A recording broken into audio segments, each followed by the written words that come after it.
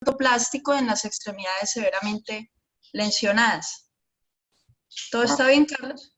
Juan, graba, por favor. Ok. Juan o Jimena, no sé cuál de los dos tiene hoy el... No, no lo tengo yo. Juan, listo, Ok. ya Juan comenzó. Eh, Gracias. yo soy ortopedista y traumatólogo de la Universidad del Rosario, con un máster en microcirugía reconstructiva de extremidades en la Universidad Autónoma de Barcelona. Básicamente,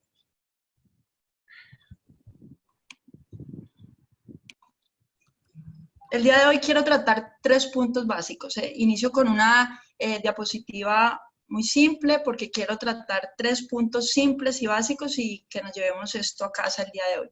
Primero, quiero que sepamos y entendamos qué es una extremidad severamente lesionada. Segundo, ¿qué es ortoplástica? Y tercero, ¿cuál es mi papel como ortopedista y traumatólogo en estas lesiones? Número 1, ¿qué es una extremidad severamente lesionada? Cuando vemos esta imagen, nos damos cuenta de lo que está ocurriendo ahora en el mundo. Constantemente nos vemos enfrentados a diversos enemigos. En el momento actual tenemos un enemigo común, el coronavirus, pero en general los ortopedistas y los cirujanos que hacemos trauma tenemos otro tipo de enemigos. Básicamente los que no viven aquí en Colombia, estos son, digamos, medios de transporte que son muy utilizados en nuestro país, pero desafortunadamente por la poca protección que hay en el transporte, la imprudencia de muchas personas que manejan estos vehículos, tenemos una alta accidentalidad, alto número de accidentes de tránsito. También tenemos un enemigo en común, tanto en las extremidades superiores como en las extremidades inferiores, y es la famosa pulidora, que cada vez tiene lesiones más graves en las extremidades. Los que reconocen esta imagen, Pandillas, Guerra y Paz, solamente para recordar que también tenemos un conflicto importante. La guerra entre pandillas hace que se aumenten las heridas por arma de fuego y esto también aumenta este tipo de lesiones. Los accidentes de muy alta energía que son nuestro dolor de cabeza diario. Cuando nosotros vemos una imagen como la que tenemos en este momento, podemos pensar en 2 cosas. Dios mío, ¿qué le pasó a este paciente y qué le voy a hacer? Y también nos salta una duda, ¿será que es necesario amputarlo? Cuando nosotros tenemos este tipo de lesiones de alta energía, tenemos que hablar de extremidades maceradas. Y en la literatura está ampliamente descrito el término de extremidad macerada. Pero, ¿qué es una extremidad macerada? Es una lesión tan severa de una extremidad que en el momento que uno la ve, se interroga incluso la viabilidad de la misma. Tenemos al menos 3 de los siguientes sistemas afectados cuando hablamos de una extremidad macerada. Tenemos la piel y tegumentos, tenemos los nervios, el hueso, lesión vascular o lesión muscular. Cuando hay lesión de alguno de estos 3 órganos, tenemos que estar hablando de una extremidad macerada. En esta imagen, para los que son observadores, tenemos una cosa en común, bueno, 2. Tenemos veteranos de la Primera Guerra Mundial, pero también tenemos personas o pacientes quienes perdieron su extremidad probablemente por lesiones de alta energía durante la guerra. Las guerras nos han enseñado muchas cosas en el manejo de la extremidad macerada. Lo buscamos literatura, encontramos, por ejemplo, que en Irak y Afganistán tenemos una incidencia de fracturas de extremidades en un 26%, y de todas estas, las fracturas abiertas fueron el 82%. De todas estas abiertas, el 39% se trataron de extremidades maceradas. En algunos grupos, digamos que la tasa de amputación es tan alta como de un 85%.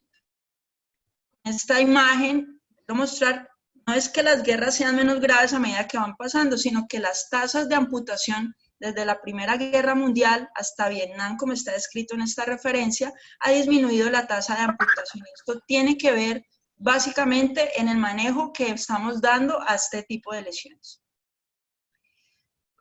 Dedico esta diapositiva a las fracturas abiertas grado 3B y 3C porque son un punto de controversia en cuanto al diagnóstico de extremidad macerada. Algunas entran dentro de este diagnóstico, pero algunas no. Sin embargo, como lo describe la literatura, son las fracturas de tibia grado 3B y 3C las que tienen más complicaciones. Son lesiones de muy alta energía, tienen alta contaminación, como las 3B con un defecto de cobertura importante y la C con una lesión vascular, así que tenemos que tratarlas dentro del mismo grupo. Cuando nos enfrentamos a una extremidad macerada, tenemos dos opciones: hacer un salvamento o hacer una amputación. Básicamente es muy importante entender que un paciente como un todo, tenemos que primero salvar la vida del paciente, estar seguro que está en condiciones generales para asumir un salvamento. Si definitivamente el paciente no está en condiciones, debemos optar por, en algunos casos, amputación para salvar la vida del paciente, pero en caso en general, optamos por dar salvamentos. Fracturas abiertas, principalmente la de grado 3B, también tenemos unas interrogantes grandes. ¿Qué hacemos? ¿Vamos a hacer una fijación definitiva temprana o vamos a hacer un manejo tardío? Yo creo que estos dos puntos son la controversia entre muchos de nosotros los que manejamos trauma. También me he encontrado con esto en mi práctica. ¿Es lo mejor, lo más fácil? ¿Es lo mejor? No sé, no estoy segura. A veces parece mucho más fácil amputar, parece mucho más fácil esperar, esperemos a que el paciente esté mejor, esperemos a que venga el cirujano plástico, esperemos a que se agote el seguro, esperamos a que se lo lleven. No son decisiones inteligentes de nuestra parte y tenemos que asumir estas situaciones. También debemos dejar de culpar. Nosotros, en nuestro medio es muy común culpar al que lo operó primero, al que lo accidentó, al que lo atropelló, al que venía manejando, y delegar. Dejemos que eso es del cirujano plástico, dejemos que eso no es del cirujano de trauma. Entonces, nosotros tenemos que dejar de pensar en hacer las cosas fáciles y tratar de enfocarnos en el manejo apropiado de nuestros pacientes. En este punto me detengo para hablar de las metas de tratamiento. ¿Cuáles deben ser las metas de tratamiento? Debemos siempre tratar los tejidos blandos, prevenir la infección, conseguir la consolidación de la fractura y recuperar la función de la extremidad. Si estos 4 puntos logramos conseguirlos, tenemos un salvamento exitoso. De nada sirve salvar una extremidad que no funcione, que duela o que esté infectada. Pero cuando nosotros pensamos en una extremidad macerada, en una fractura abierta, a muchos se nos ocurre y se nos viene esta imagen a la mente. Nos va a infectar, le va a doler, no va a pegar, va a haber pérdida de la función. Entonces, ¿cuáles son los factores que hay que tener en cuenta y que son importantes y que afectan el pronóstico del paciente? ¿Cuál fue la energía del trauma? ¿Cuál es la localización y la extensión de la lesión, no solamente del hueso, sino de los tejidos blandos? ¿Cuál fue el grado de contaminación inicial? ¿Cuál es el estado previo de salud del paciente? ¿Y cuál es el tratamiento inicial que se le brindó? Todos estos factores vamos a ver cuál es el pronóstico y cuáles son los objetivos que queremos lograr. Vamos a hacer un alto en este punto, porque quiero que el primer punto de qué era una extremidad severamente lesionada lo tengamos ya definido, la primera parte de nuestra charla. Entonces tenemos que es una extremidad macerada, sabemos qué es, cuáles son las metas de tratamiento en una extremidad macerada, y cuáles son los factores que alteran el pronóstico. Segundo punto, ¿qué es la ortoplástica? Vamos entrando un poco más al tema. La ortoplástica es una disciplina que une algunos conceptos de la ortopedia y la traumatología y de la cirugía plástica con unos ejes fundamentales que son la cirugía reconstructiva ósea, la microcirugía y la realización de colgados para manejar defectos de cobertura. Todo esto enfocado a cumplir objetivos claros de reconstrucción. Eso es la ortoplástica. ¿Cuáles son los objetivos de la reconstrucción? Y no me cansaré de decirlos: tratar tejidos blandos, prevenir infección, conseguir una consolidación de la fractura y recuperar la función. Quiero mostrarles este artículo. Fue un estudio multicéntrico que se realizó y se publicó en el año 2007 respecto al manejo ortoplástico en lesiones de las extremidades. Un estudio que se realizó en 3 hospitales. Se realizó en el Reino Unido, en Bristol, se realizó en un hospital que tiene un programa de ortoplástica desde el año 2006, donde tiene 2 cirujanos plásticos expertos en lesiones de extremidades y tiene 2 cirujanos ortopedistas expertos en lesiones de extremidades. Se realizó también Bolonia en Italia. Es un centro de trauma donde tienen accidentes de alta energía. Italia es uno de los países en Europa donde más tiene accidentalidad, tienen muchos accidentes en motocicleta, pero este centro no cuenta con un programa de cirugía plástica, pero sí con 33 ortopedistas especializados en fijación externa, en transporte, en tutores y en traumas muy severos de las extremidades. Y también se realizó en un hospital en Pakistán, donde es más o menos un espejo de lo que se está haciendo en el Reino Unido, con un programa de ortoplástica que arrancó más o menos en el 2011 y que tienen un cirujano ortopedista y un cirujano plástico a la cabecera del programa. Se hicieron 2 modelos de tratamiento en este estudio. Un abordaje ortoplástico y un abordaje ortopédico. Básicamente, aprobado por los comités de ética médica, el abordaje ortoplástico se realizó en el Reino Unido y se realizó en el Hospital de Pakistán, y el abordaje ortopédico en el Hospital de Italia, donde no contaban con un servicio de cirugía plástica. Básicamente, el manejo inicial los primeros 3 días es más o menos el mismo. Empieza a cambiar el manejo después del tercer día. Básicamente, cuando hablamos de un abordaje ortoplástico, se enfocan en un manejo con un fijador externo provisional, un desbridamiento amplio y aplicación de un sistema BAC en la herida en caso de tener un defecto de cobertura. Entonces, si hacemos un lavado de desbridamiento, se quitan todos los tejidos que estén lesionados, que haya que desbridar, y si queda un defecto importante de cobertura, se aísla el hueso con un sistema BAC. Contrario con el manejo ortopédico que se realizó en Italia, el manejo fue con fijadores externos híbridos o fijadores externos tipo Ilizarov, fijadores a un poco, digamos, a mayor tiempo de manejo.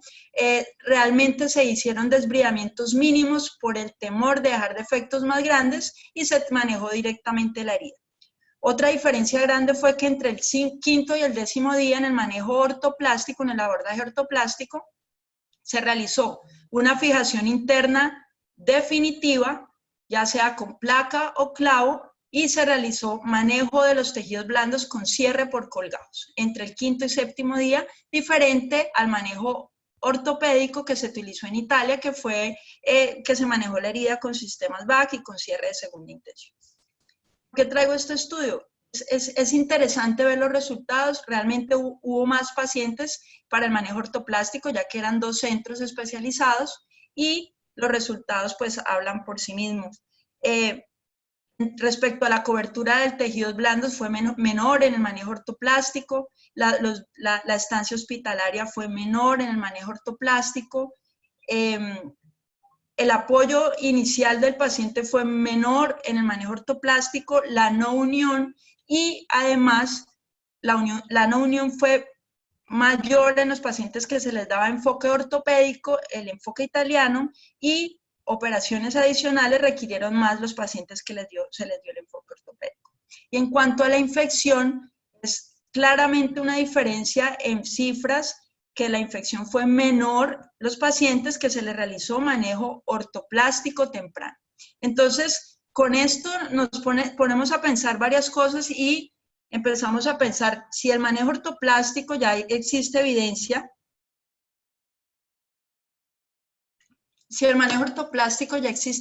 ¿por qué no lo estamos realizando en todos los centros de trauma? Entonces, aquí nos vamos a detener. Ya sabemos qué es la ortoplástica, ya sabemos cuál es la definición, ya sabemos cuáles son los fundamentos en la literatura y cuáles son los objetivos. Básicamente, ¿cuál es mi papel entonces como ortopedista y traumatólogo en el manejo de estas lesiones? Entonces, ¿cuál es la respuesta? Nosotros debemos garantizar que las extremidades severamente lesionadas tengan un manejo con un enfoque ortoplástico. Eso es lo que nosotros debemos hacer. ¿Cómo? Pues hay 2 caminos. Yo pienso que, y les doy la opción de los 2 caminos, o se consiguen unos muy buenos amigos cirujanos plásticos que trabajen ustedes de la mano, que tengan la disponibilidad las 24 horas para manejar este tipo de pacientes, que estén, digamos, todos los conceptos claros, que el manejo ortopédico sea al mismo tiempo el manejo con colgados. Esa es una opción, en Colombia existen muchos centros de trauma donde cuentan con cirujanos plásticos, que se puede hacer un manejo ortoplástico, pero en mi caso decidí por la opción número 2 y creo que es un momento de que nosotros como ortopedistas empecemos a aprender a resolver los problemas de los tejidos blandos y a tratar de dejar de depender de los cirujanos plásticos. Si los hay y están en las condiciones de tratar a nuestros pacientes, perfecto, pero en instituciones, hay ciudades donde no contamos con este manejo y que tenemos que aprender a hacer. Para esto hay que estudiar, hay que aprender. Nosotros en Colombia contamos con el CLEMI, donde cada año tenemos entrenamiento en colgajos básicos de miembros inferiores y miembros superiores. También tenemos entrenamiento en microcirugía y nosotros, si queremos aprender, cada vez podemos aprender más hasta llegar al punto de ser entrenados por los mejores. Pero la idea es empezar en algún momento. Ponernos la mano en el corazón y decir, yo soy ortopedista, las extremidades son mi campo y yo tengo que aprender a tratar no solo el hueso, sino también los tejidos blandos. Entonces voy a darles los puntos básicos para empezar. Primero quiero que sepan la diferencia entre un injerto y un colgado. Básicamente, los injertos son la transferencia de un segmento de tejido donante a otro sitio y la característica principal es que el tejido está totalmente separado de su irrigación vascular y obtendrá una nueva nutrición al adherirse y revascularizarse del lecho receptor. Ejemplo, los injertos de piel de espesor parcial o de espesor total.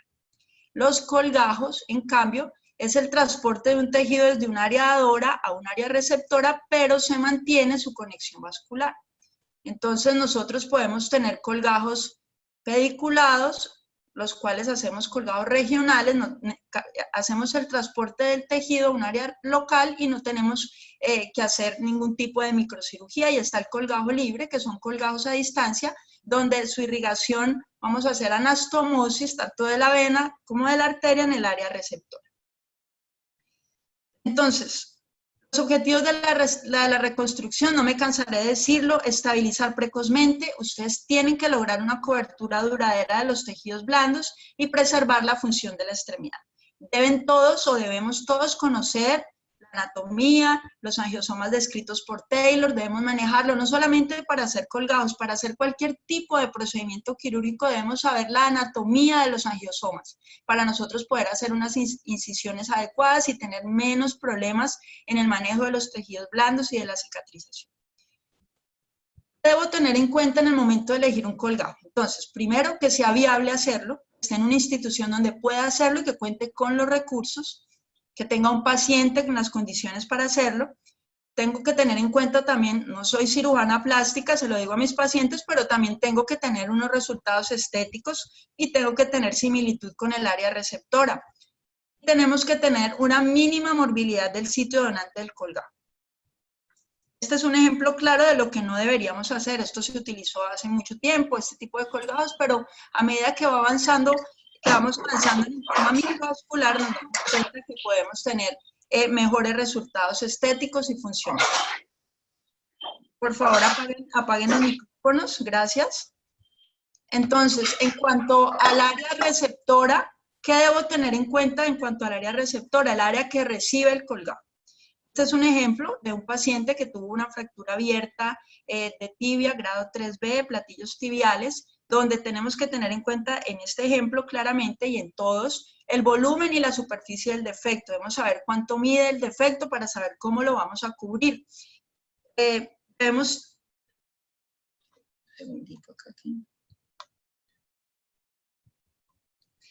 tener en cuenta la ubicación del defecto, la apariencia estética que queremos conseguir. La elección del paciente es muy importante, no vamos a hacer cirugías gloriosas en pacientes que están en muy malas condiciones o en pacientes que no eran previamente funcionales, y la experiencia que va a tener el cirujano para realizarlo. Este es el ejemplo en este caso. ¿Qué debemos tener en cuenta en el área donante? ¿Qué debemos saber del área donde se va a sacar el colgajo? Debemos saber exactamente la irrigación sanguínea, que es predecible y que debe ser constante. Debemos garantizar por lo menos una perforante con un diámetro mayor de 5 milímetros. Debemos tener una longitud del pedículo suficiente para cubrir el defecto y debemos tener en lo posible un cierre primario del sitio donante. En lo posible, no siempre se puede cuando el defecto es muy grande. Este es un ejemplo. Entonces, en el paciente anterior se le realizó un colgajo gastronemio medial con un buen resultado, tanto estético como funcional. ¿Cuáles son los puntos claves para evitar los problemas? Cuando empezamos a hacer colgados básicos, primero, nosotros tenemos siempre para todas las cirugías tener un adecuado planeamiento quirúrgico, determinar siempre cuál es la perforante dominante del colgajo que voy a tomar, entender siempre la arquitectura vascular y tener una adecuada técnica quirúrgica. En cuanto al planeamiento, se puede hacer con diferentes técnicas. Podemos tener técnicas de mapeo vascular, por ejemplo, con Doppler, con AngioTAC, con resonancia magnética contrastada, pero lo importante es lo que tengamos disponible en nuestro hospital, utilizarlo de manera apropiada. Este es un ejemplo de un paciente que le realicé un colgajo libre por una fractura abierta de tibia, donde es muy importante, y quiero mostrar el caso, es por el tema del planeamiento quirúrgico. Es un paciente que decidió hacer un manejo ortoplástico temprano con una fijación definitiva antes de los 7 días, con un defecto de cobertura importante. Este es el planeamiento quirúrgico del que les hablo. Se hace un AngioTAC, decido hacer un colgajo libre tipo ALT, donde tengo claramente mis perforantes en el AngioTAC, y también hago un mapeo por medio de una cámara térmica para encontrar claramente el sitio de mis perforantes, y no solo eso, sino además hago un dibujo claro de la anatomía y con eso tenemos resultados predecibles. Este es el caso donde encontramos la perforante ubicada exactamente donde la dibujamos y donde la encontramos. Y este fue el resultado final con el colgajo libre, que se hizo una anastomosis a la arteria tibial anterior. ¿Qué colgajo debo elegir? Entonces, todos hemos escuchado hablar de la escalera reconstructiva. Ahora estamos hablando del elevador reconstructivo. No, hay que ir directamente al colgajo que se necesita. Si es un colgajo microvascular de entrada, lo que va a resolver mi problema, teniendo en cuenta todas las consideraciones que di anteriormente, pues es el colgajo que hay que elegir. La localización, los colgados se dividen según su localización, pueden ser locales, regionales o a distancia, o según su composición, pueden ser simples o compuestos. Este es una imagen. Pienso que todos los ortopedistas que hacemos trauma, nosotros debemos aprendernos esto y esto debemos aprender a hacerlo. Yo no tengo ningún problema y siempre digo que nosotros tenemos que ser amplios con nuestros conocimientos, debemos enseñarle a nuestros colegas. Son colgajos sencillos que probablemente resuelvan casi que un 80% de los problemas de la extremidad inferior de la piel. Cuando tenemos un defecto de cobertura a nivel de la rodilla o a nivel del tercio proximal de la pierna, el colgajo de elección es un colgajo gastronemio. Cuando tenemos un defecto en el tercio medio, el colgajo de elección es un colgajo sóleo, que es un colgajo muscular, y en el tercio distal, que es un área de nada y es un área, el área más difícil de tratar en la pierna, tenemos diferentes opciones. Yo me inclino más hacia los colgajos si fuera pediculado en sural, y en caso de que no pueda hacer un colgajo sural, hago un colgajo microvascular libre. ¿Cómo las manejamos nosotros en el centro de trauma donde yo trabajo? Nosotros manejamos la extremidad macerada y en general tratamos de hacer salvamento, y las fracturas abiertas le hacemos manejo ortoplástico temprano, fijación temprana definitiva y poco uso de fijadores externos para manejo definitivo. Nosotros tenemos en la fundación una unidad de cirugía ortoplástica y salvamento de extremidades. No contamos con el cirujano plástico, pero sí con el ortopedista con entrenamiento en cirugía y de microcirugía, donde tenemos, digamos que, buenos resultados. Por eso yo les digo que uno tiene que extrapolarse donde se encuentra y entrenarse. ¿Cuáles son los puntos claves de tratamiento? Básicamente les voy a compartir lo que nosotros hacemos. En la urgencia tenemos 4 puntos claves de tratamiento. El paciente en urgencia, el paciente en el quirófano, que es la operación de urgencia, el manejo reconstructivo definitivo de la lesión y la rehabilitación. En cuanto a la urgencia, cuando tenemos un paciente con una extremidad macerada, una fractura abierta, grado 3B o fractura expuesta como tal, hacemos un inicio antibiótico temprano, en la primera hora del ingreso. Ese es el punto fortaleza nuestro. Debemos siempre garantizar antibiótico de inicio temprano. Lo segundo, el desbridamiento quirúrgico lo hacemos en las primeras 8 horas de ingresado el paciente. El desbridamiento debe hacerlo la persona que más tenga experiencia haciendo este tipo de cirugías. El primer desbridamiento es muy importante, hay que quitar todo el tejido que esté contaminado, que esté necrosado, que no esté sangrando, que no sea vital. Así que podemos quedarnos con defectos grandes. El desbridamiento, la estabilización siempre la hacemos de manera provisional con un fijador externo de trauma y removemos todo el tejido desvitalizado, el segundo pilar de éxito. Tercero, la cirugía definitiva, si las condiciones del paciente lo permiten, la hacemos en los primeros 10 días del trauma y hacemos un colgajo para cubrir los defectos siempre que lo requiera, antes del 10º día. Finalmente, la rehabilitación, no siendo lo menos importante, siempre hay un apoyo con terapia física, terapia ocupacional, clínica del dolor, psicología, acompañamiento continuo personalizado y en todos los pacientes aplicación de cámara hiperbárica. Vamos a unos casos clínicos para finalizar mi presentación, no me quiero alargar mucho. Este es un caso de un paciente de 70 años, quien un posoperatorio, un reemplazo total de rodilla, diabético, que presentó una infección periprotésica. El cirujano decide realizar una revisión, un espaciador de cemento y tenemos un problema grave de tejidos blandos. Entonces, como se lo decía, el tercio proximal de la pierna y rodilla les va muy bien con el colgajo gastronemio, puede ser el gastronemio medial o el gastronemio lateral. La técnica quirúrgica del colgajo gastronemio básicamente es muy fácil.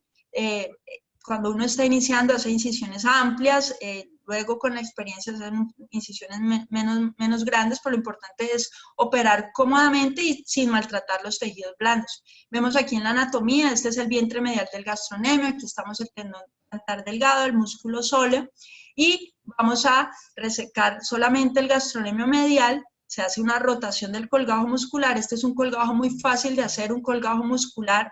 Tiene su arteria principal, es la arteria que viene de la arteria sural directamente desde la poplitea. Es muy proximal, o sea, tendríamos que hacer una disección muy amplia a nivel de la parte poplitea para tener que dañar esta perforante. Generalmente no hay que verla cuando se rota el colgajo y tenemos una muy buena cobertura.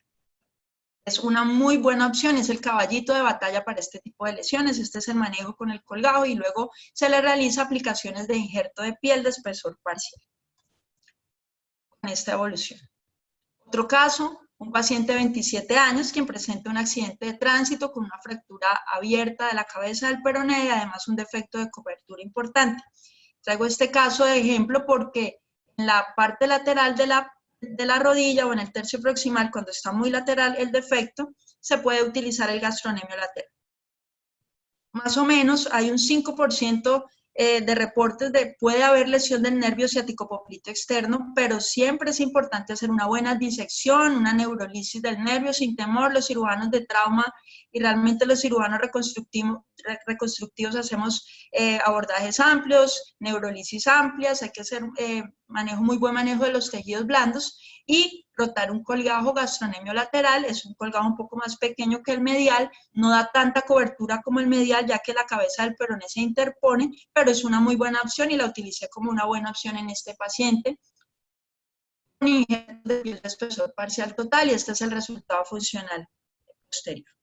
Ese es un caso, uno de los casos, de los primeros casos que hice en colgados y realmente es un caso que me llena de orgullo porque realmente yo pienso que esta es una lesión que es muy común, la fractura abierta de platillos tibiales grado 3B y nosotros a veces nos complicamos un poquito más de lo que debiéramos porque el manejo de los tejidos blandos se puede solucionar con un colgajo gastronemio. Cualquier ortopedista puede hacer un colgajo gastronemio con un buen entrenamiento.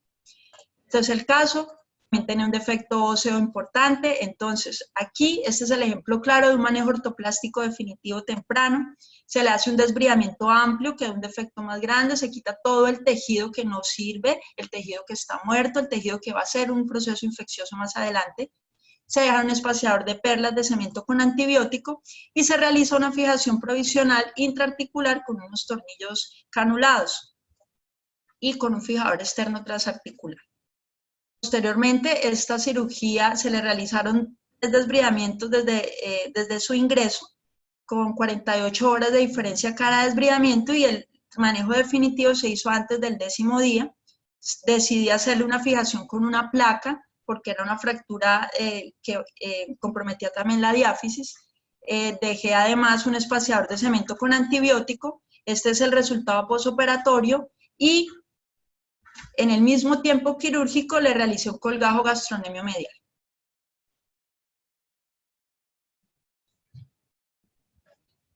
Este es el resultado funcional del paciente 2 meses después de la cirugía, aún con el espaciador de cemento. Decidí hacerle un masquelet en el defecto óseo, y miren el resultado funcional del paciente. Y este es el resultado después de 6 meses de cirugía, después de haberle hecho el segundo procedimiento reconstructivo. Ya les voy a mostrar las imágenes, y quiero que vean la movilidad, la función, y realmente el resultado estético también es muy bueno. Segundo tiempo se le hace a las 12 semanas del manejo inicial, se retira el espaciador de cemento, se realiza aplicación de injerto. En este caso decidí estructural, el defecto era menor de 7 centímetros, y además de eso realicé la aplicación de injertos de cresta ilíaca para un protocolo de masquelet. Estas son las heridas quirúrgicas después del segundo tiempo quirúrgico, y ustedes pueden ver el estado del colgajo y el estado de consolidación actual del paciente. Voy a mostrarles este video. Cuando este paciente me mandó este video, no sabía si alegrarme o asustarme, porque estaba jugando fútbol como si nada. No sé si les esté llegando muy bien la imagen de video, pero se ve que está jugando fútbol, se ve que volvió a patear, que volvió a sus actividades, y ese es el objetivo de hacer una cirugía reconstructiva con un enfoque ortoplástico.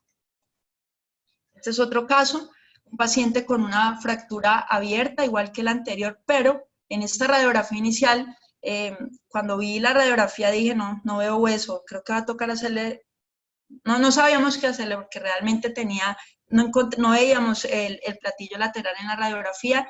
Entramos a hacerle un desbridamiento amplio, y durante el primer desbridamiento se realizó una fijación externa temporal, y encontramos parte del platillo lateral donde le hicimos el manejo muy similar al paciente anterior. Se realizó una fijación con unos tornillos canulados, una fijación de la superficie articular del platillo lateral, y vemos el defecto óseo que se dejó con un espaciador de cemento con antibiótico. Aquí está. Decidimos también fijarlo con una placa de platillo tibial, una placa larga, y aparte del problema que tenía, también tenía una lesión compleja del mecanismo extensor, había perdido completamente el tendón patelar en el momento del accidente, y decidimos hacerle una reconstrucción hueso-tendón con el cuádriceps y parte de injertos de cresta ilíaca. Aquí ustedes pueden ver los injertos, el tendón del cuádriceps con parte de la patela, y con el injerto de la cresta ilíaca se le hizo una reconstrucción para volver a tener el mecanismo extensor, y se hizo una fijación provisional de los injertos de la cresta ilíaca con un sistema de mini fragmentos, el resto del defecto óseo con un espaciador de cemento, además de un colgajo gastrocnemio medial. Este es el resultado posoperatorio. Y este es el resultado y los tejidos blandos del paciente 8 semanas después de la cirugía. Decidimos hacerle el retiro del espaciador de cemento.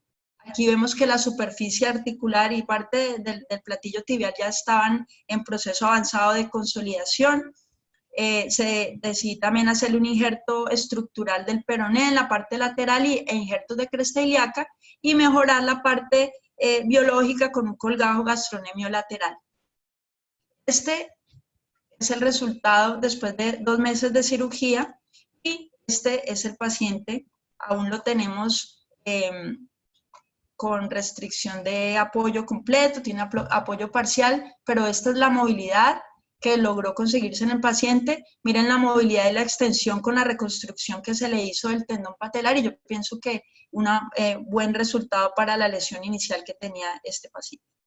Rápidamente, vamos a terminar entonces. Un ejemplo, también podemos hacer colgajos combinados musculares, el colgajo gastrosóleo o el colgajo sóleo.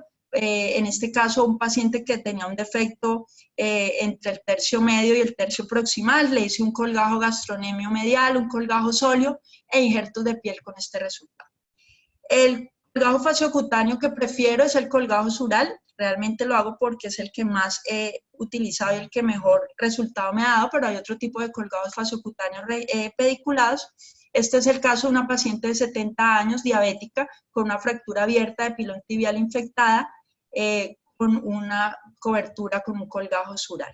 Esta es una niña de 7 años, también con un defecto de cobertura en la parte lateral del tobillo, en un accidente en una bicicleta, presenta esta lesión de tejidos blandos, y también decidí hacerle la cobertura, realizarle la cobertura con un colgajo sural, y esta es la función actual de la paciente, una niña de 7 años con buenos resultados funcionales y también estéticos lo mejor posible.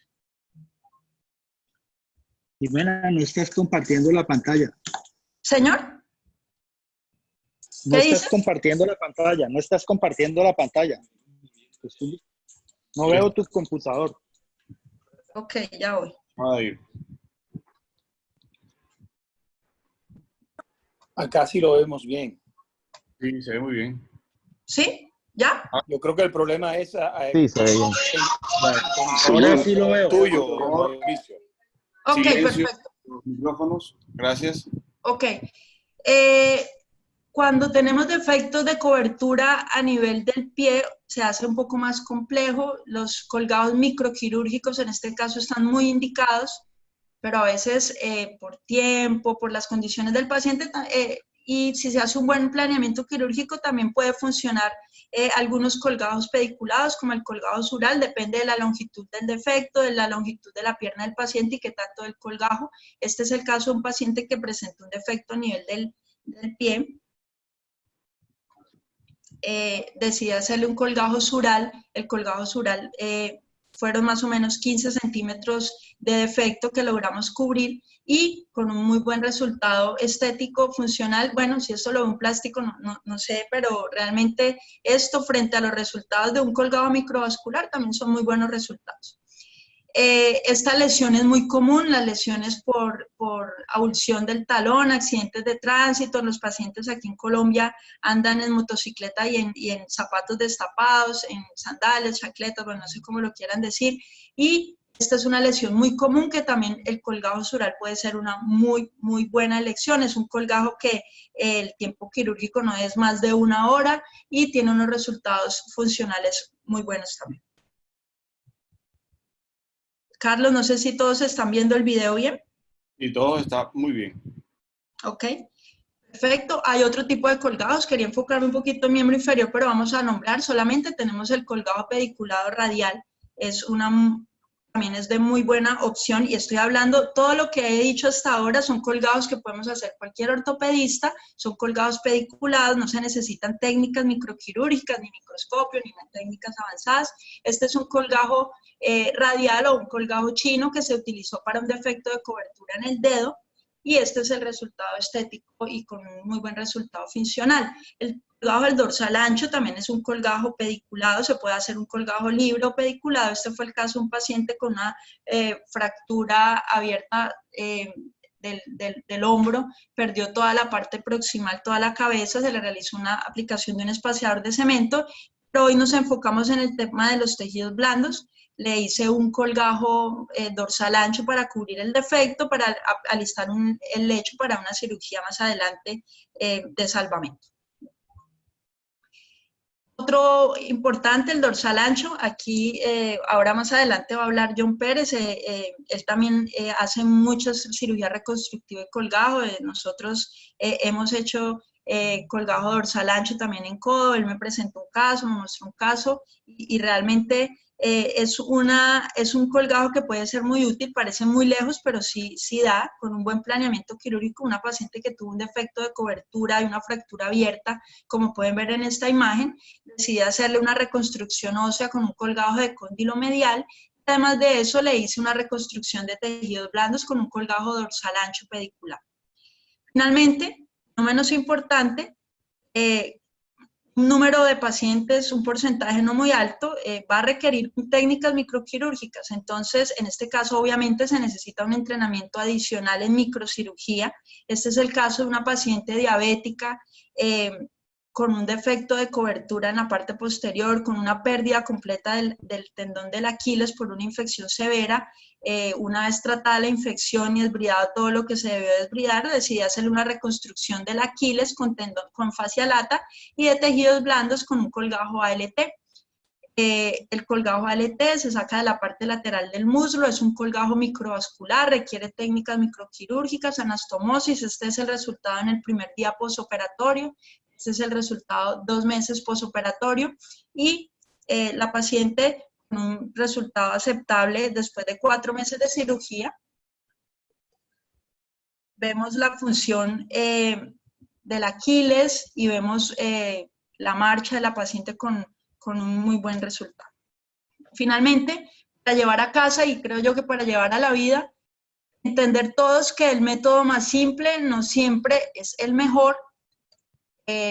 Entender que la cirugía reconstructiva siempre debe ser paralela, debemos reconstruir tejidos blandos y el hueso siempre, al mismo tiempo, y todos, absolutamente todos los ortopedistas que hacemos trauma en general, debemos conocer cuáles son las mejores opciones de colgajos para cada caso. Si usted no lo quiere hacer, por lo menos entienda qué es lo que puede hacer para que el cirujano plástico, digamos, no le meta cuenta. Y el mejor resultado reconstructivo siempre es el que más dure, el que le brinde la mejor función a cada paciente. Y como le digo a mis residentes, siempre debemos tener un plan B. Muchísimas gracias, me pueden seguir en redes sociales. Ahí publico algunos casos y no sé si alguno tiene alguna pregunta.